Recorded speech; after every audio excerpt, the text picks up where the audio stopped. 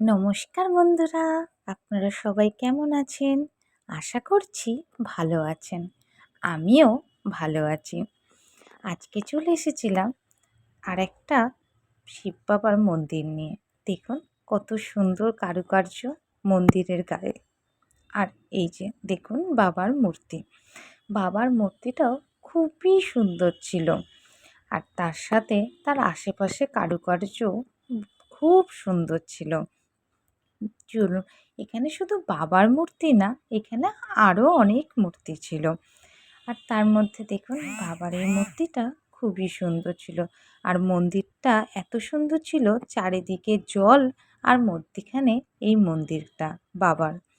খুব সুন্দর লাগছিল। যদিও আমি এটা সন্ধ্যের সময় গিয়ে ভিডিওটা করেছি, যার জন্য হয়তো একটু আপনাদের বুঝতে অসুবিধা হচ্ছে, কিন্তু খুবই সুন্দর ছিল। যদি দিনের বেলা যায় তবে লাইটগুলো থাকে না। আর এই যে দেখুন এখানে আশেপাশে বললাম না অনেক ঠাকুর আছে। এই যে পাশেই দেখুন এখানে আছে মায়ের মূর্তি। কত সুন্দর মায়ের মূর্তিখানা দেখুন।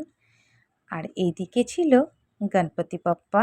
Ganapati Bappa Moria, মঙ্গলমূর্তি Moria. সবার মঙ্গল করো বাপ্পা। আর দেখুন কি ভাল লাগছে না মূর্তিখানা। আর এদিকে দেখুন এই যে হনুমানজি ছিলেন, আর এখানে লক্ষ্মণ ছিল, রাম, সীতা। কি সুন্দর করে সাজানো দেখুন, খুব ভাল লাগছিল মন্দিরটা। আর এর পাশেও অনেক কিছু আছে, চলুন ওই দিকেও আপনাদের নিয়ে যাই, দেখাবো। এইখানটা একটু অন্ধকার, যেহেতু রাত্রেবেলা আমি ভিডিওটা করেছিলাম সেই জন্য একটু অন্ধকার ছিল। এখানে দেখুন কত রকমের প্রাণী ছিল, যা এরকম। এইটা দেখুন তো, কে কে জানেন এটা কি প্রাণী? অবশ্যই আমাকে কমেন্টে জানাবেন কিন্তু। দেখুন কি সুন্দরভাবে রাখা ছিল। ওরাও কি সুন্দরভাবে সবাইকে দেখছে, আর খাবার কেউ কিছু দিলে পরে টুক করে নিয়ে নিচ্ছে ওইখান দিয়ে। আর এইখানে দেখুন কত খরগোশ ছিল। খরগোশের গল্প একটা আছে।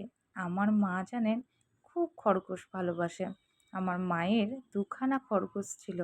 একটা ছাদ থেকে পড়ে মারা গেছিল, মা খুব কেঁদেছিল।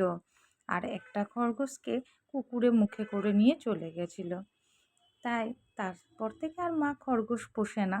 কিন্তু মায়ের এইটা ভীষণ কষ্ট লেগেছিল। মা অবশ্য তখন ছোট ছিল। আর এদিকে দেখুন রাজহাঁস ছিল।